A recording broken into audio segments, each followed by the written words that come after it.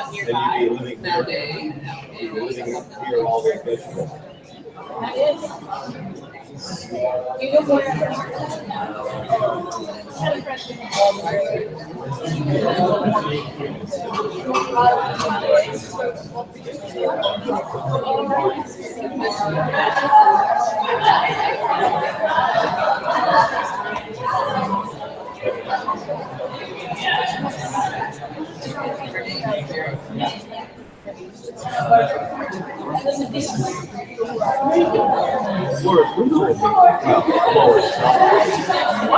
Hard binding. No way. Only private.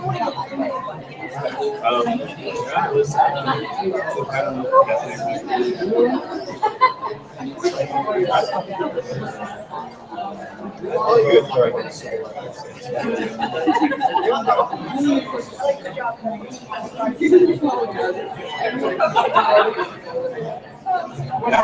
No, I was just curious because it wasn't on the website.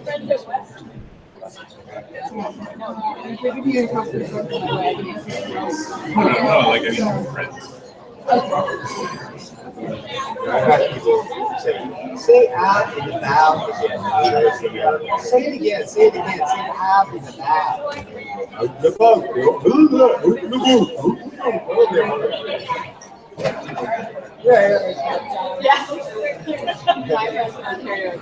car and bar. Oh, they're like, oh, the car, the bar.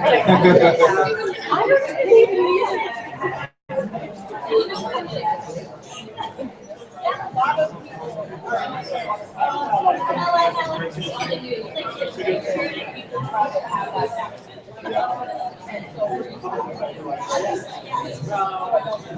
you don't hear it.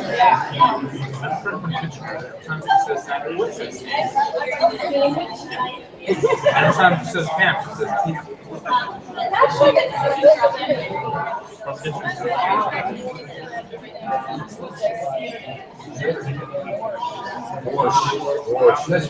What? Wash. Yeah. No one wash the car.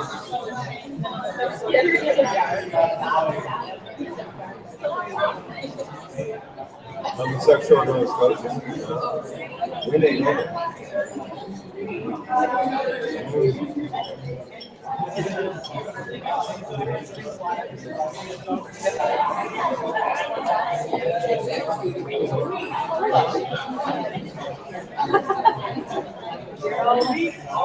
I've never been to Digby. That's one of my life goals, to go to Digby.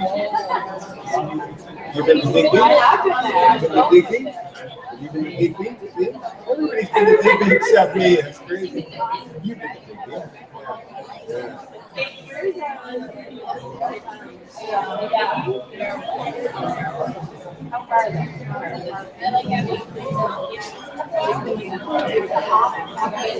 Oh, because the pyramid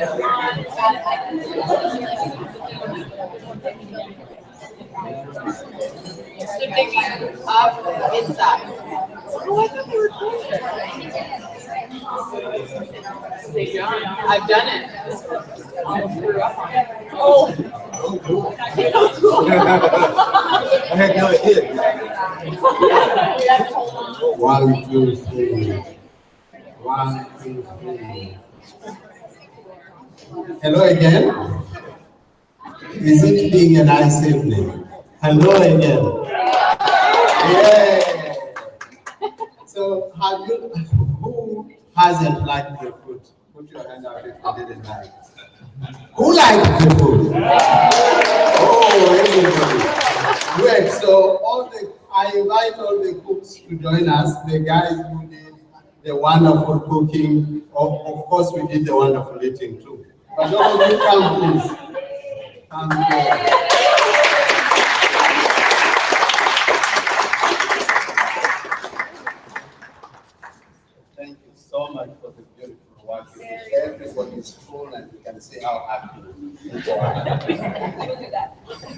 fabulous. Thank you so much.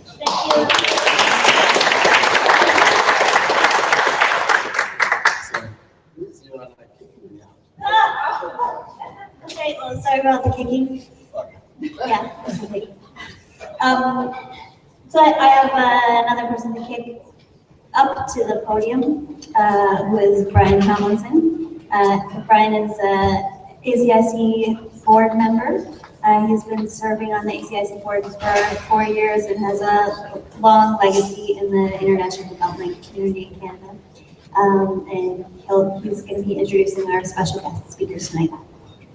He's actually a great guy.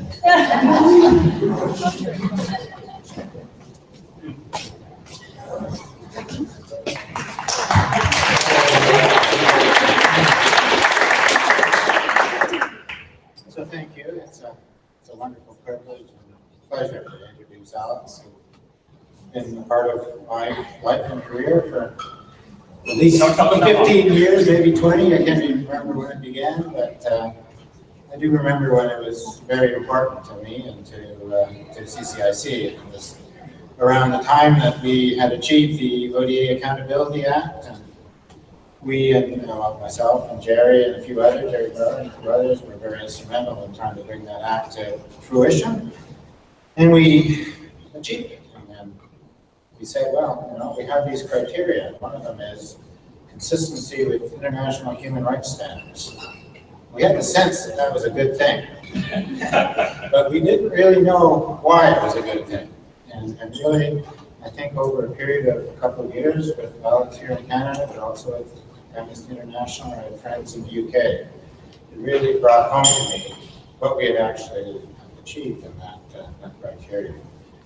And I think it brings also home to us that in the whole kind of development world, that if you look at it over a trajectory of 40 years, the increasing importance of development workers, actors like myself, taking account of international human rights in the way in which we project what we're doing in the world, why we're doing it, and some of the policy initiatives that we take with our own government. So I've noticed this, before 1990, you were writing a brief to government as a development actor. You couldn't mention the word human rights because government considered that political, not included in really what the mandate of development was about.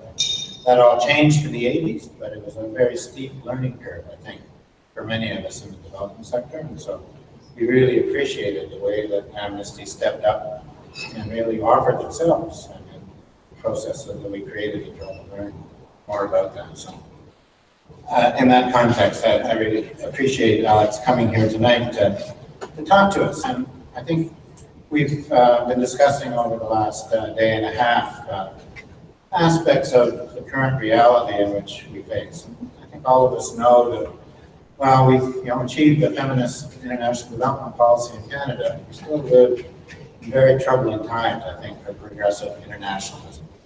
We face, in my view, challenges to the assumptions that have underlay our work over the last number of years, 40 years, of human rights, democratic participation, rule of law, women's rights, women's empowerment, environmental sustainability. All of these are being challenged in ways that I personally have never experienced in my 40 years of doing this work.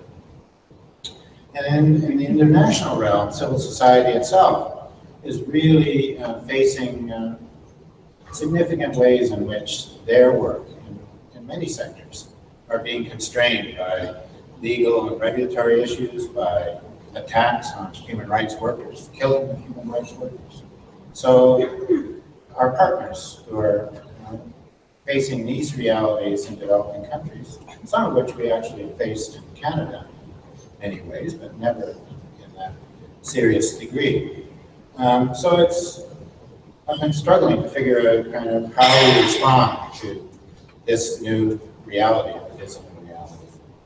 We talked the other night about, and I think there was a really good discussion about some ways that our work at the local level are sustaining a discourse around progressive internationalism in this context, and that I think is crucial and very important. But I think Alex is really well placed in terms of bringing some reflections to us on some of these challenges more broadly in the global realm. He comes, as you know, as the Secretary General of the English section of the Amnesty International. He's been the Secretary General since 2000. He has roots in Atlantic Canada. He has a law degree from Dow. And I won't read all of his bio here. It's words of somebody in the South. It's amazing. He's official of the Order of Canada. He's got several honorary doctorate degrees. So I welcome Alex to the podium and listen intently to what you have to say.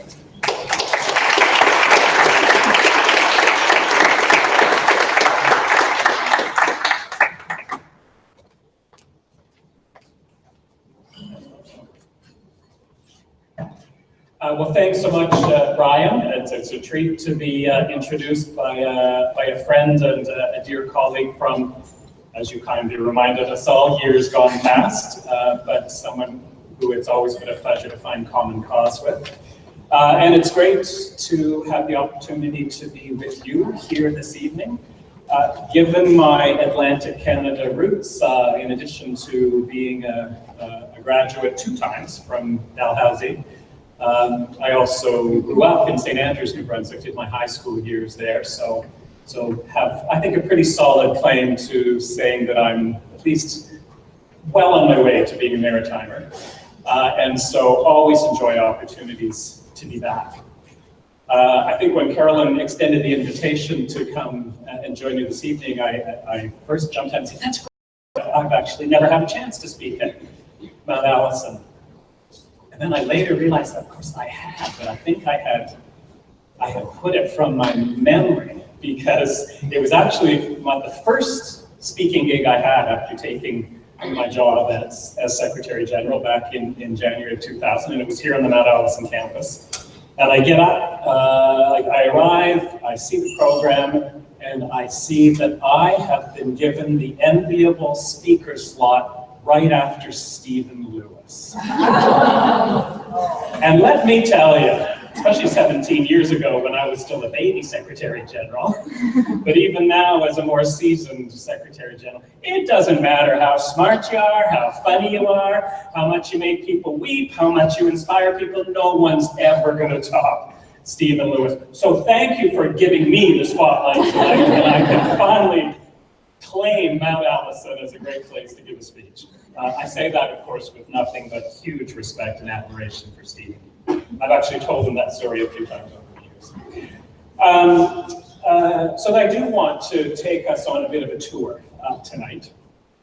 And I'm actually going to begin my tour last week this time, actually, Friday, back in Ottawa. Because last week in Ottawa, Amnesty International played host to 3 courageous human rights defenders from Guatemala and Honduras.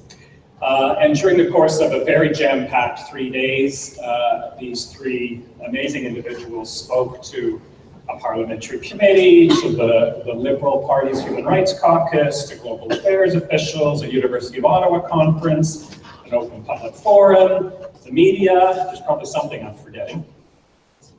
And they had a lot to share. Any of you who do work in that part of the world will be surprised to hear that, of course. They shared about the deteriorating state of human rights protection in both of their countries, Guatemala and Honduras.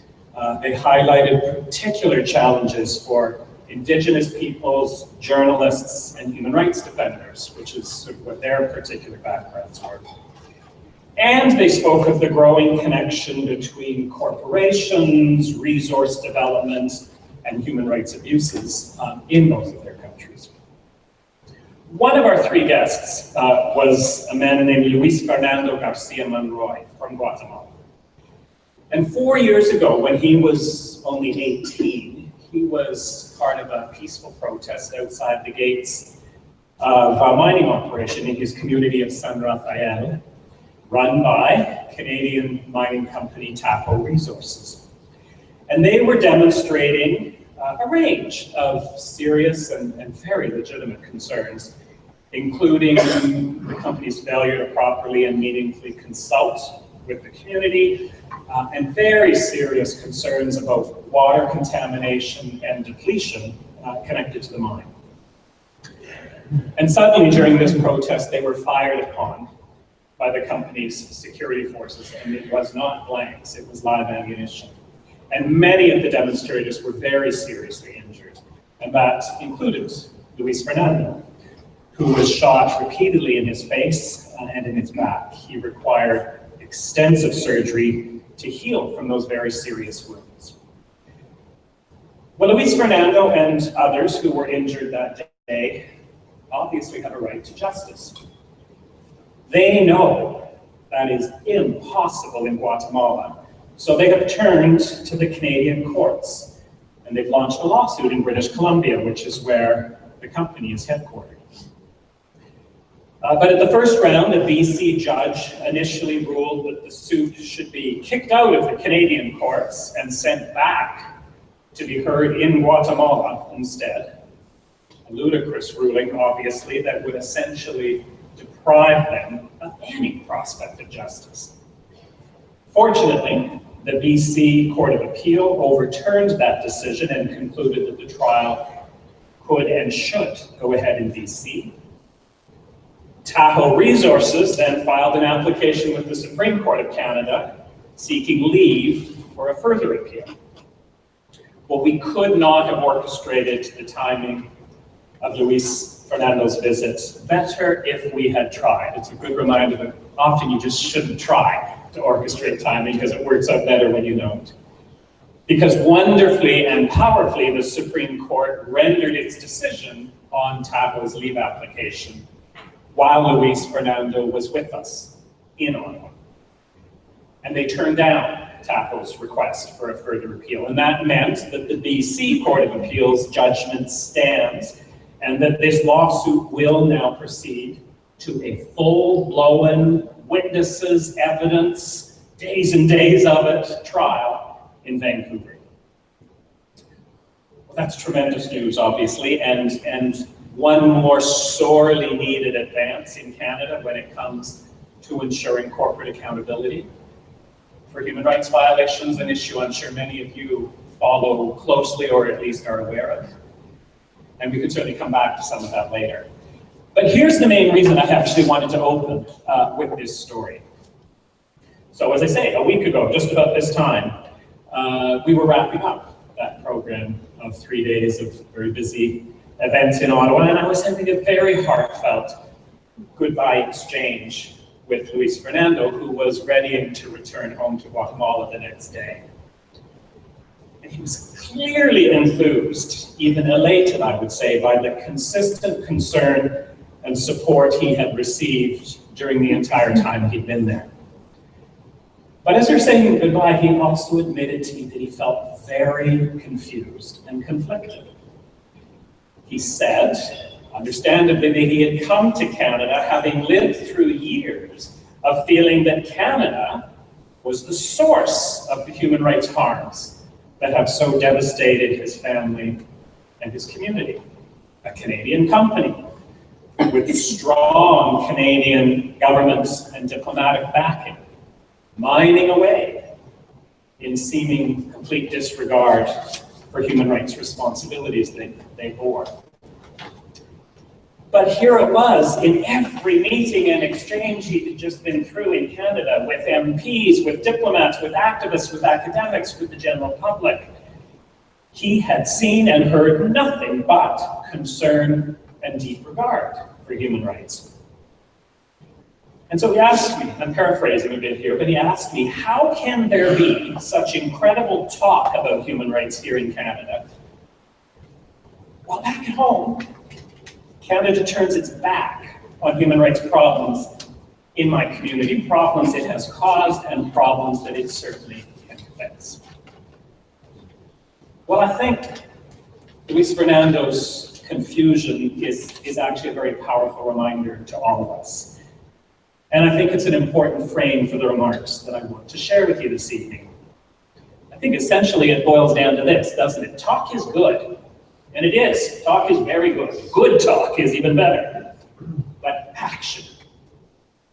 Real action is what matters. So with that in mind, I want to take us on a quick global human rights tour, quick being the operative word. I can spend the day with you, I don't have the day. And it's a tour that I hope will touch on some, obviously it's always a bit of an arbitrary list, but some of the enormous challenges we face internationally when it comes to upholding universal human rights. And it's a tour at a time of change and much promise when it comes to Canada's global standing on the human rights front. Much needed and very welcome after a despairing deterioration in our reputation and record as human rights champions under the previous government. But a tour, thinking of Luis Fernando, that reminds us that it cannot just be about feel-good politics and catchy hashtags. It's a tour that reminds us that it has to be backed up with consistent, concrete measures that make a real difference in people's lives, including, and this is the biggest challenge, isn't it, in the face of powerful economic, security, and other interests that far too often push human rights to the side and into the back seat. So here we go. I'm going to go through 6 big human rights challenges we face globally, all of which, in their own respects, I would say are very grave concerns. That becomes even more serious when we think of the ways in which so many of these issues are deeply interrelated and reinforcing one of the other. But I think what I'm going to hopefully stress as I go along and come back to a bit at the end is that these are all also areas where there's very real openings for strengthened and renewed and meaningful action by Canada. So first, the never again world remains beyond reach.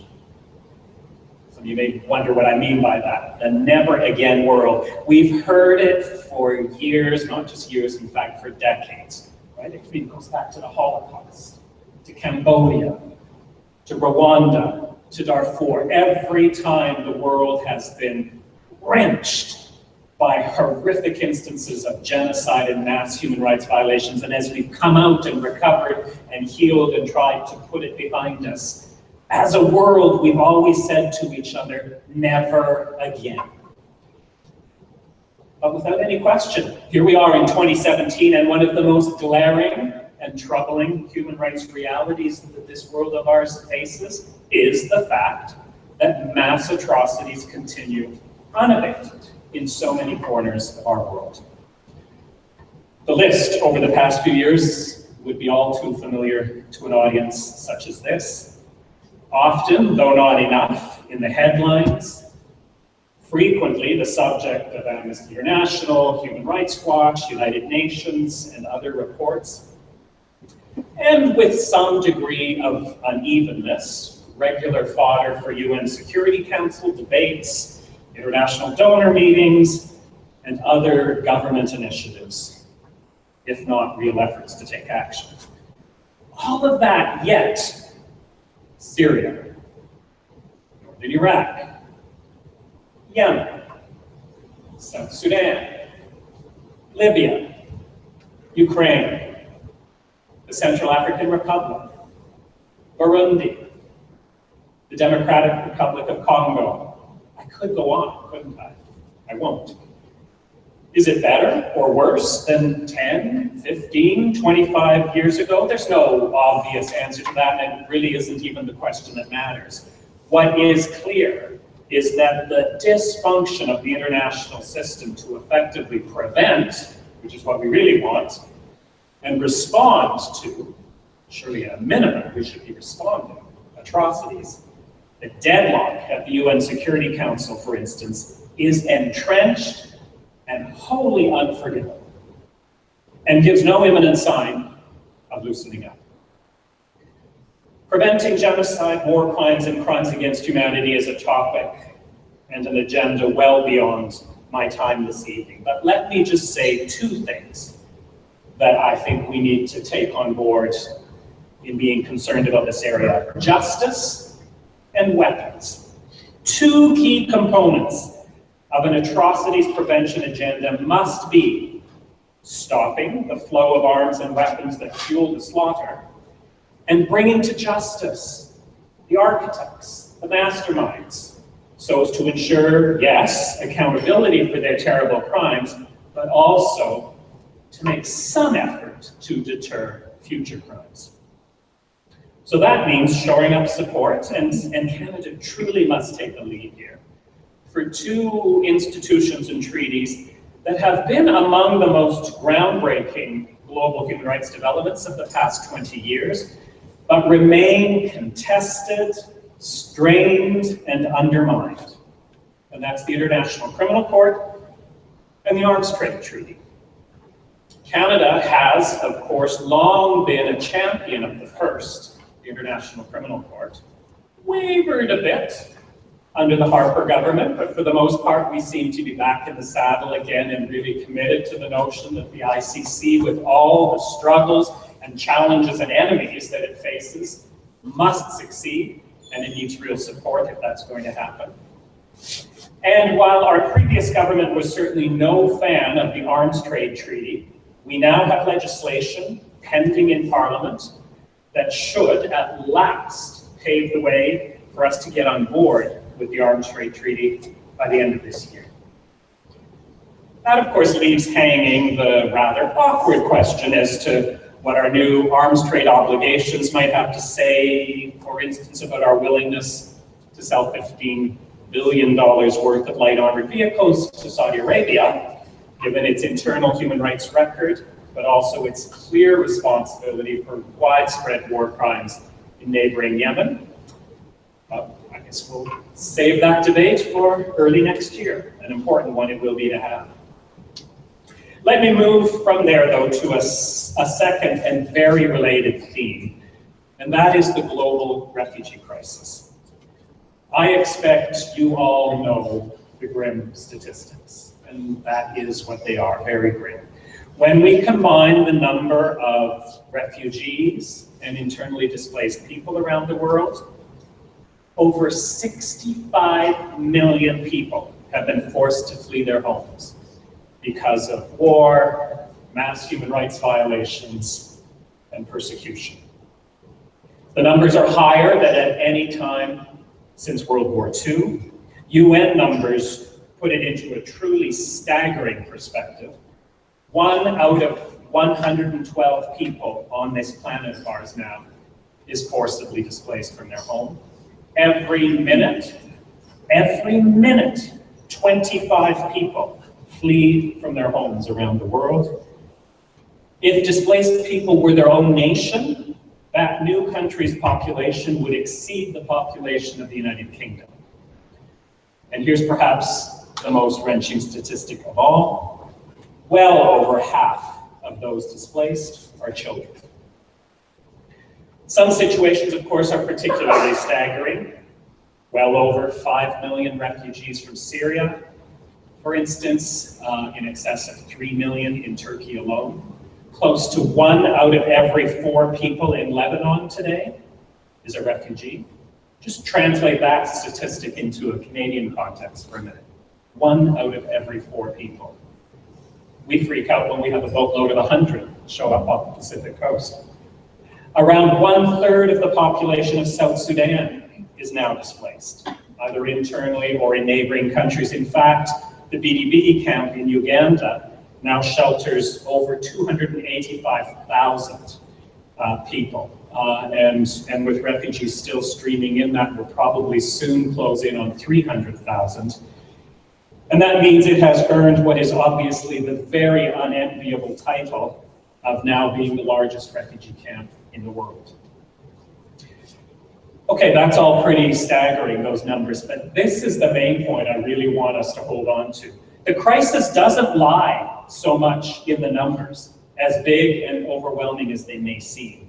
The crisis lies in the cruel, mean-spirited, punitive, and very often unlawful measures adopted by governments everywhere, absolutely everywhere, democratic and non-democratic, in responding to the crisis.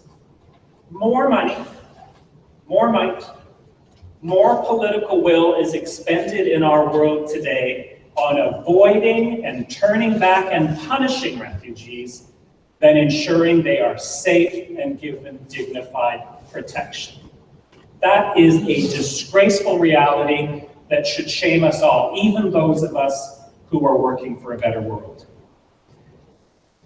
One of the big problems here is that governments have consistently refused to take measures that would obligate them to equitably share the responsibility globally of what is, after all, absolutely a global problem.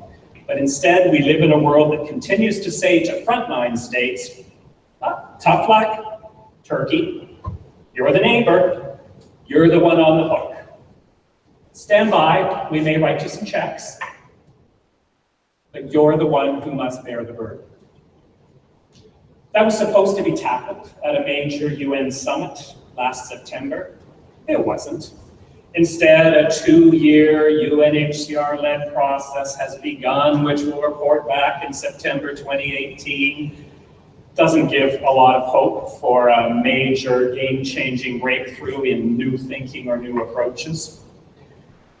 But here's a little Canadian glimmer I want to share with you. You may not be aware of this. It's starting to get a bit of attention, but this week, in fact, just a few days ago in Geneva, an innovative World Refugee Council, as it's been termed, conceived and developed by Canadian academics and civil society leaders, backed by the Canadian government, chaired by Canada's own Lloyd Axworthy, and made up of an impressive group of councillors from around the world, held its first meeting. Ooh. But I think it is quite significant. It's a very innovative group of people who are determined to break through some of that political deadlock, are determined to bring some imagination and innovation to this, and hopes are high. Hopes are high that it might indeed be a source of new thinking. And do we ever need new thinking here? Third theme. Be it mass atrocities, be it the refugee crisis, in fact, be it any pressing human rights challenge, the deeply entrenched global reality of inequality, discrimination, disempowerment, and violence for women and girls worldwide remains perhaps our planet's most obvious, egregious, widespread, yet unaddressed human rights failure. During recent field research I carried out in Darfur refugee camps in eastern Chad, I spent days with colleagues documenting the harrowing tales of refugee women and girls who had been through terrible waves of rape and sexual violence in Darfur, and as they fled, that continued, and were now experiencing the same in their supposed place of safety in Chad, be it within the camps at the hands of other refugees, or outside the camps when they ventured out, for instance, for water and firewood. I've never been able to shake the resignation of one woman I interviewed who simply said to me, as I asked a number of questions, what else would we expect? There is nowhere that it is safe to be a woman. We, of course, know that in Canada as well, top of the list, the long-standing and staggering levels of violence against Indigenous women and girls in this country, which is at last getting attention through the long overdue national inquiry into murdered and missing Indigenous women and girls, but an inquiry that 9 months after it was established is still struggling to have the right lift off and has been facing growing disappointment and frustration from families and survivors. So certainly we have our own work that still needs attending to. So in that context, how important and timely was it that Minister Bigot last week unveiled, after many months, I'm sure many of you shared in that, many months of anticipation, Canada's new feminist international assistance policy, anchored in a strong women's human rights framework. As many have pointed out, and I'm sure Many of you here have the same reaction. It is welcome. It is principled. It is inspiring. There is one thing missing,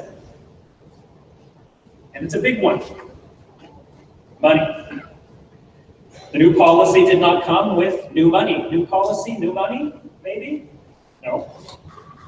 Canada's long-standing, disappointingly low levels of funding for international development did not budge. We are still nowhere near meeting our global target of 0.7%. None of us could help but remark on the difference when 2 days earlier, Minister Hadjan unveiled Canada's new national defense policy.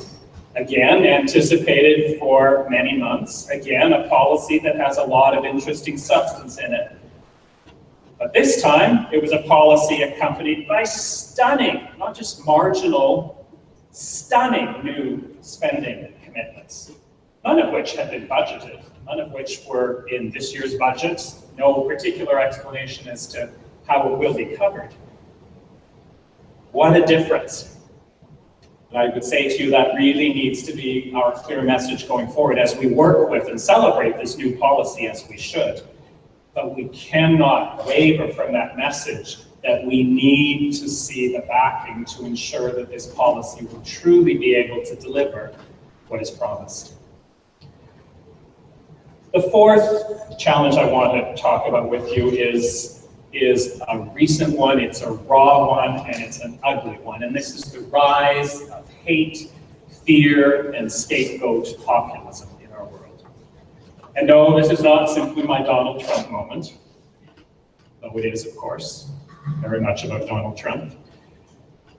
Over the past year, a bit beyond that, this has become one of the most potent and toxic and rapidly growing human rights concerns that we face.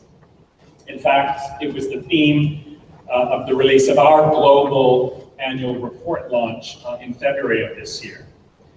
And yes, it is Donald Trump and his politics of banning Muslims and building a wall, etc. But it is also Hungary and Brexit and Egypt and Russia and the Philippines and Turkey. And these days, as we hold our breath in sort of nervous anticipation every time there's an election in Europe, all, just think of that list I shared with you, all notably democracies of some description, some more democratic than others, obviously, all of which have increasingly taken a poisonous narrative of hate, generally targeted against some of the most vulnerable among us, refugees, migrants, the poor, religious minorities, LGBTI communities, ethnic minorities, and normalized an ugliness that once upon a time, it's always been there, but it was largely confined to tabloid newspapers and fringe rallies and protests.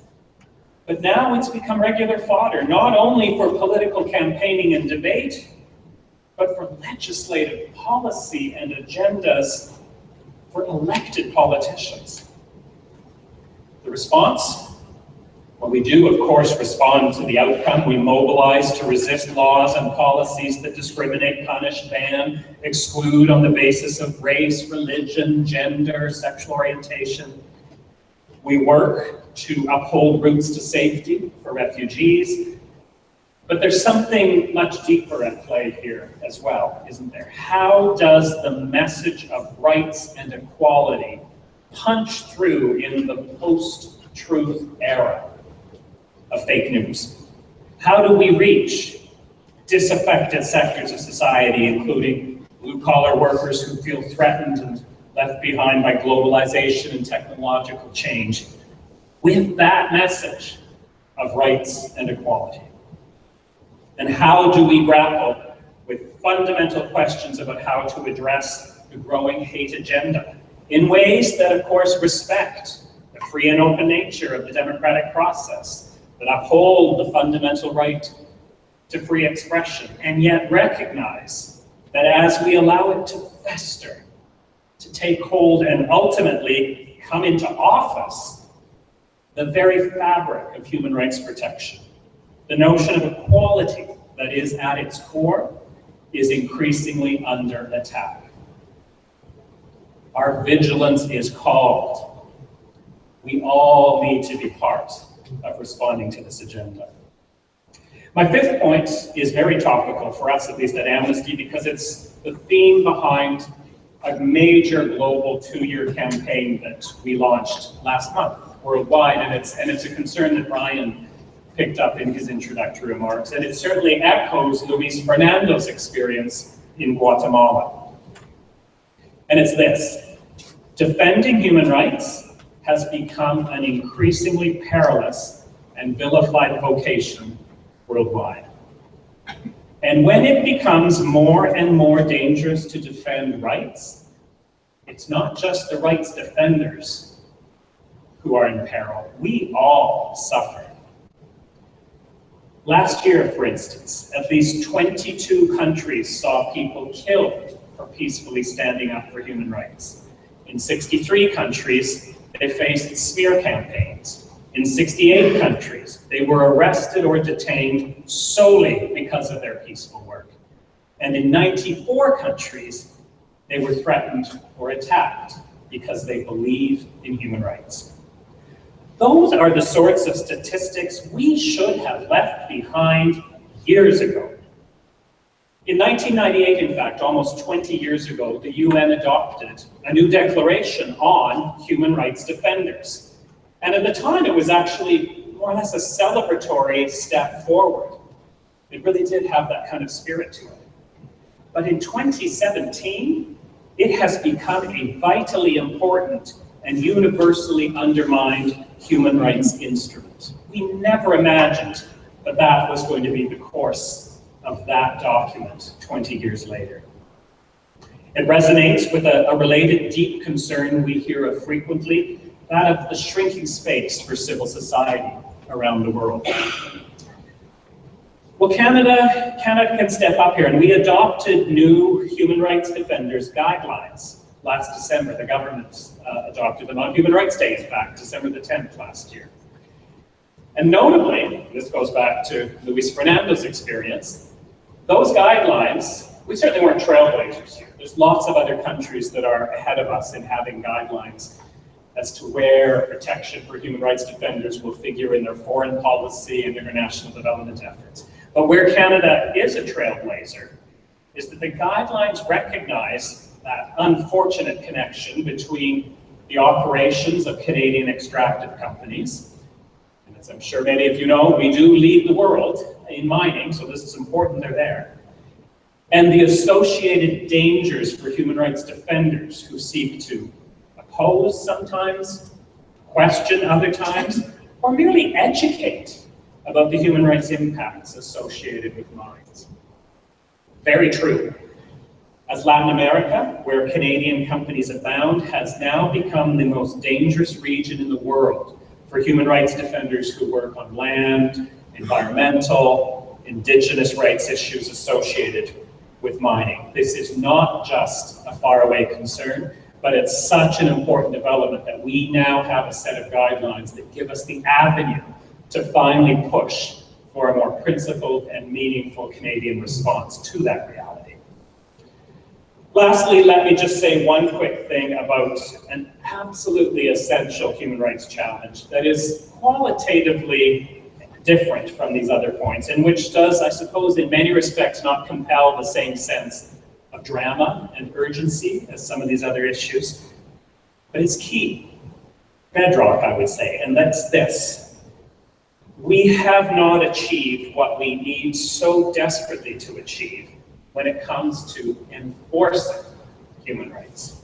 We have an absolutely tremendous collection of treaties, declarations, principles, and other instruments which are chock-a-block with stirring, eloquent, beautiful, aspirational human rights promises. We have numerous commissions, councils, working groups, special rapporteurs, committees, courts, ombudspersons, tribunals, ministers, and others charged with both international and national responsibility for upholding and protecting those beautifully described human rights. We have no lack of information about human rights problems, and we absolutely know what the needed human rights solutions are. But at the end of the day, we cannot, we do not, we will not make it stick. At the end of the day, we hope that pressure, shaming, and good intentions will somehow prevail, but it clearly does not. Some steps have been taken, such as, and I referred to this earlier, the 1998 Rome Statute that led to the establishment of the International Criminal Court, soon to mark its 15th anniversary. But they're tenuous and fragile steps at best. The human rights enforcement agenda needs champions and needs imagination. And a word about Canada on this front, for even we come up far short ensuring that we fully implement and enforce our own international human rights obligations. This isn't even what we're pressing for in other countries around the world. As a member of the global community, UN bodies and experts regularly have human rights advice and recommendations for Canada. And that comes out of the various reviews that are the backbone of the UN human rights system. Now, obviously, those recommendations are not of the scale or urgency of what those same bodies would put in front of Syria or Haiti or Russia. But they matter. They matter very, very much. But here's the rub. They go nowhere in Canada. They go nowhere in Canada. And that's because amidst a maze of federal, provincial confusion, there is no clear authority or process for ensuring that UN human rights recommendations go somewhere. There's an opaque committee of mid-level federal, provincial, and territorial officials that has been meeting behind closed doors since the late 1970s, largely to share information. But there is no accountable, coordinated, transparent process for making decisions in this country about what's going to happen to our rights, what's going to be done collectively by our governments to uphold our rights in a universal context. And as a result, UN advice to Canada flounders. And if it flounders here, how can we complain when it flounders elsewhere? Here's a notable and I would say rather embarrassing factoid. Ministers responsible for human rights in Canada have not had a meeting. You know, we hear about interministerial meetings on every topic under the sun, often once, even sometimes twice a year, maybe once every 2 years, 3 years, 5 years at the outside. There has not been a ministerial human rights meeting in Canada since 1988. The Universal Declaration of Human Rights, which will turn 70 next year, was celebrating its 40th anniversary when our ministers last sat down together to talk about what they were going to do to uphold our rights. We've been pressing for a meeting this year. It's kind of a good human rights year. The Charter's turning 35, the Canadian Human Rights Act is turning 40. And there's an outside chance that it will happen to mark Human Rights Day this year. And enforcement and implementation must absolutely top that agenda. So hold on to this, I guess, at the end of the day. End atrocities. Protect refugees. Fiercely champion equality for women and girls. Tackle hate. Celebrate human rights defenders. And enforce human rights. Sounds pretty simple, doesn't it? And it truly is. We just need to make it happen. Thank you.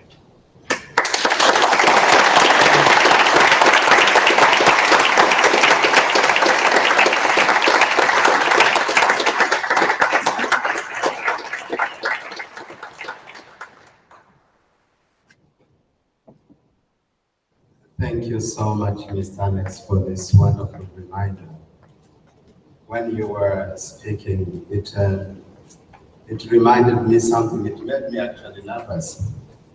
it reminded me that the Universal Declaration is older than me, but I will die before it, not because it has to continue living, but because it's not being respected.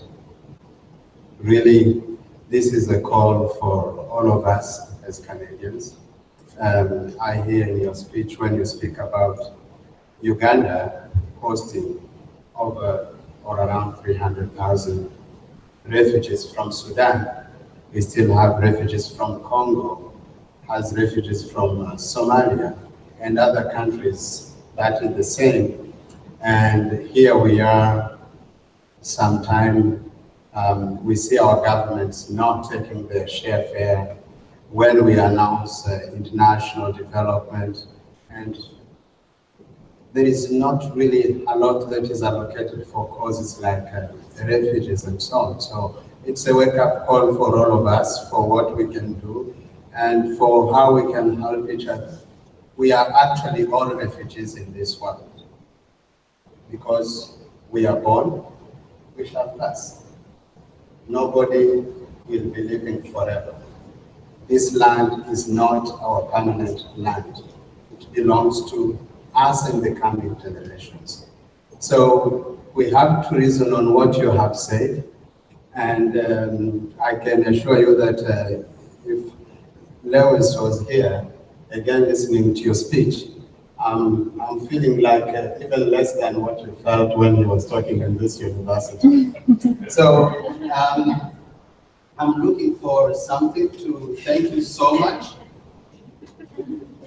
To thank you so much for the great job you've done and for accepting to come to talk to the people of Atlantic. I know it's your home, but again, you've made even all of us feel home. Thank you so much and for the wonderful work. And I'm telling you, personally talking to you, I've worked with Amnesty, I've experienced their touch, and if it was not Amnesty International and other human rights defenders, I would have died. And I know the work of human rights defenders firsthand. So thank you so much.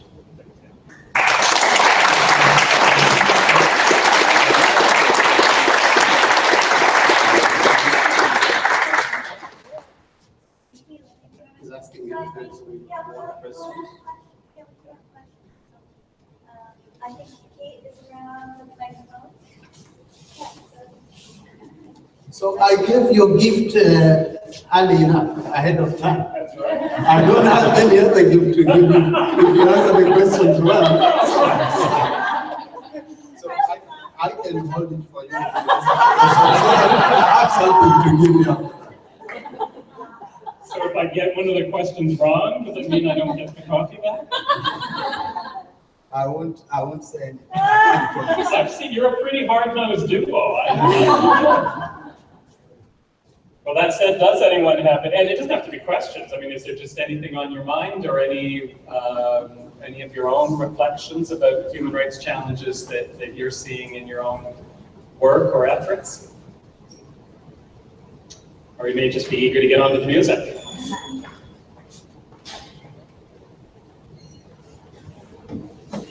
Thank you for your wonderful laying out of so many of the challenges before us. You did speak about arms treaties and so on. And I wonder, I'd be really interested to hear you comment on the latest development in our country where the defense budget has been so dramatically increased without any public consultation, and also the statement in the House of Commons that Canada should be leading the world. I mean, those of us who know how the world works knows how preposterous that is at this stage in the game. But most specifically, I'd like to hear you speak about that increase in the military budget and the disconnect between that and the way the world sees Canada and the way we as Canadian citizens see ourselves. Can I just answer by saying exactly? I mean, I totally agree with that perspective and that set of concerns.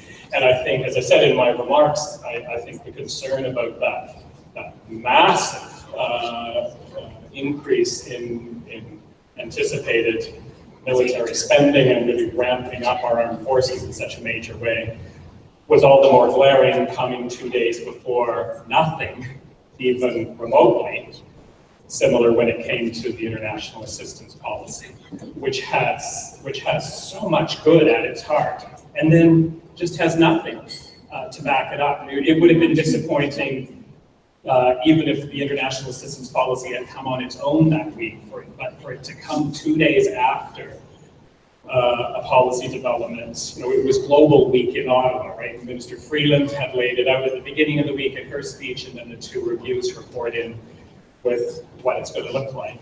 And when the package all comes together, those of us who I think share the view that where Canada could and should perhaps lead the world is in the approach we take to upholding human rights and through something like a wonderful new feminist international assistance policy, etc.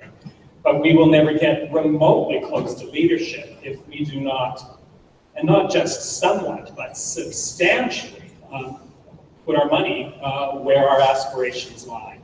And we don't see that at all. And I do agree with you that the speech from Minister Freeland, which was this, we cannot rely on the United States anymore, the world needs Canada, Canada's going to step up onto the world stage. And then you listened for, well, what did stepping up entail? And there was a number of things in there, and I would not at all dismiss or deny that the words human rights appear frequently in the speech, and that's important.